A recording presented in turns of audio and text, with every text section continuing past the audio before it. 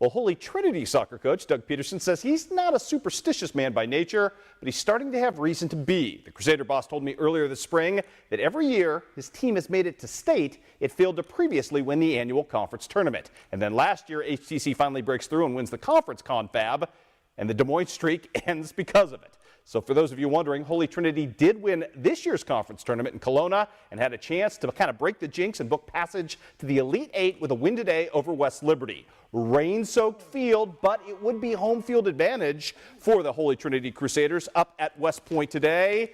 And the Crusaders with the first real scoring chance in this one. Look at Marcus Knight on his hustle, runs down the through ball, centers. Mitch Moeller, oh, he gets stuck in a water puddle right there, and that ball is saved. Meanwhile, at the other end, Ian Powers doing his part to keep the West Liberty offense thwarted. More to come right here. Marcus Knight, a near breakaway, but again, can't quite get to it, ends up muddy for his efforts. And then more Ian Powers. This is absolutely spectacular, the save he makes to keep this thing scoreless in the first half, or at least it ended up scoreless in the first half. Probably shouldn't have been off the corner restart. Check out Mitch Moeller. This is an absolute thing of beauty. The header into the corner of the net.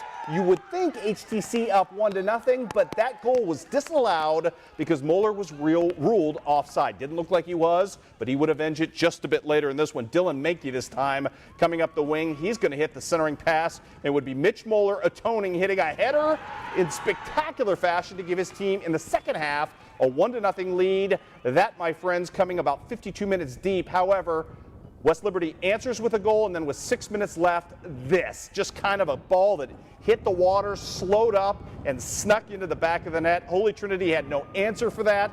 Unfortunately, their season comes to an end short of Des Moines. They lose a heartbreaker today. 2-1 is your final as the Crusaders go down to defeat. The news not much better in Southeast Iowa for Keokuk's #1 seeded doubles tennis team in Class 1A today. Keokuk came into the semifinals, lost, and then lost again in the third place game. So Gabe Vandenberg and Dan Williams will settle for fourth place, but a phenomenal career for those two senior gentlemen who've done an awful lot of things in a number of sports. They wrap up their tennis career with a nice showing at state, so congratulations to them.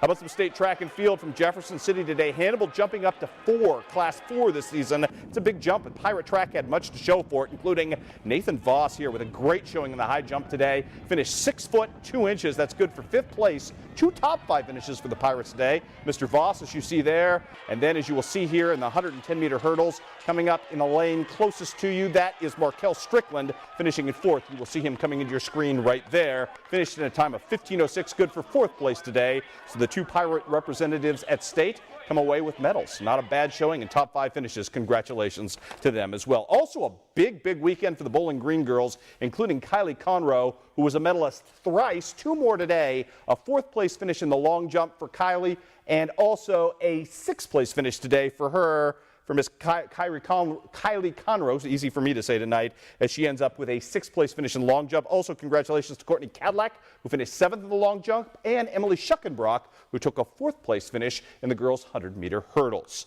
More good news for you today. A big day in Charleston for Illini West sophomore Jacob Scholl, who posted a 3rd place state finish in the 200-meter, part of a 3-man West Central Illinois sweep atop the podium, with Monmouth Roseville's Martell Hunter winning the event, and ISD's Dwayne Esper, who you see here next to Mr. Scholl, finishing 2nd. Scholl's time comes in at 22:41 seconds. Also today in Class 1, Central's Alher Saldana finished 12th in the long jump, and Liberty's 4x800-meter relay team finished 12th as well. At the big school level, 2 state championships for the Jacksonville Crimson program.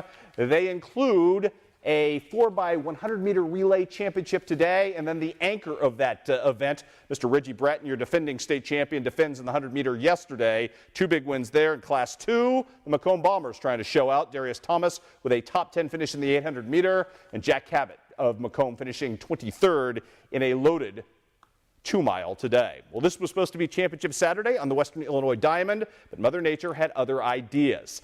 The rains and lightning hit just exactly as the meat of the regional and sectional championship slate was getting underway.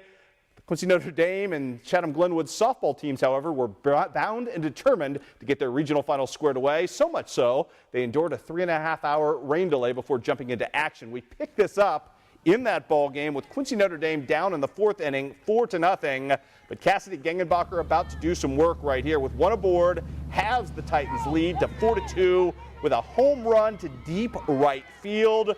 again. That lead now halved. Unfortunately, Quincy Notre Dame gave up 2 more runs. They would trail 6-2 in the top of the 7th, trying to get something going again, and they would. Kristen Gangenbacher right here singles with the bases loaded to plate a run. That cuts the lead down to 6-3. Then Aubrey Venville are going to step to the plate, hitting from the left side, and this double play attempt would fail, but a run would score, so it's 6-4. Quincy Notre Dame down to their final out, but with runners in scoring position, the tying run at second base, unfortunately, didn't work out for Quincy Notre Dame. A strikeout to end the game as the Lady Raiders season comes to an end at the hands of a very good Glenwood team, the #1 seed. 6-4 was your final. Brown County and Calhoun got started today, but they never got finished. In fact, they got 3 hitters into the ball game before the rains and lightning came. The field in Calhoun too wet and soaked to continue. So those 2 teams will go at it in a makeup game coming up on Monday. That's slated again for an 11 o'clock start and a resumption of that game. Routt and Pawnee never got started today in Lewiston. That game will be made up again at 10 o'clock on Monday with the winner headed off to the Super Sectional at Edwardsville. Routt and Pawnee coming up for you on Monday as well. Highlights of both those games, the Hornets and the Rockets, coming up on Monday on the big Memorial Day show. And we've got really bad news for the Western Illinois baseball team, which got off to such a fine start at the Summit League tournament. Got the big win over North Dakota State yesterday, or actually I should say over South Dakota State earlier this week. They end up losing to North Dakota State in the winner's bracket, and then it's a double elimination tournament. Had to bounce back and beat South Dakota State a second time, despite the heroics of Carthage's Zach Burling, who went 2 for 4 at the plate today with an RBI and a run scored. Western Illinois had no more magic yet to give. They end up losing by the final of 5-4 to see their season come to an end. And we are just getting warmed up here in the Big Overtime Show. Coming up next, your Con Communication nominee for the month of May. Plus, we've got big fun from Gus Macker coming your way next.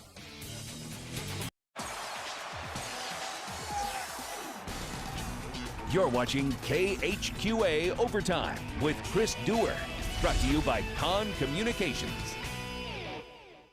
And welcome back to Overtime, everybody. You have to love social networking. Just got a heads up on the Routt game. It has been moved from Edwardsville to Lens Field, or excuse me, from beautiful Lewiston to Lens Field on Monday, and it will be restarted. Apparently, they did get that game started. Routt was up 2-0 in the top of the 2nd when the rains came in, so that's where the game will be resumed from at Lens Field in Jacksonville coming up on Monday. We'll have all those highlights for you on Monday as well. Well, it's time once again to unveil the latest Con Communication Connection nominee.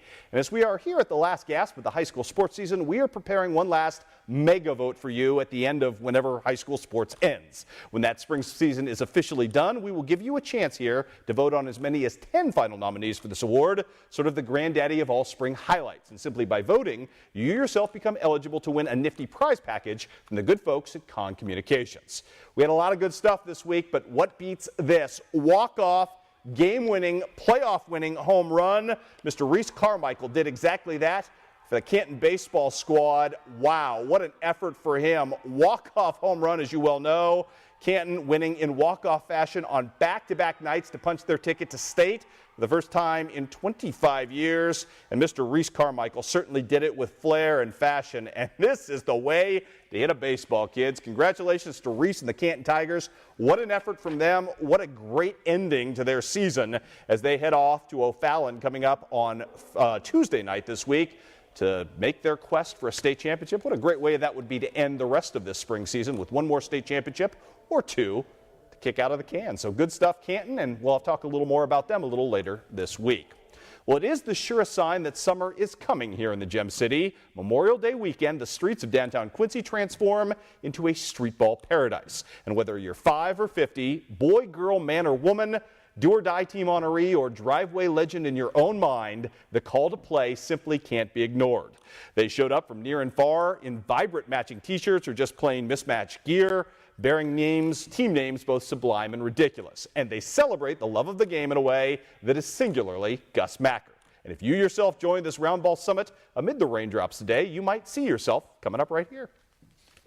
It's Katie the Catwoman Cook.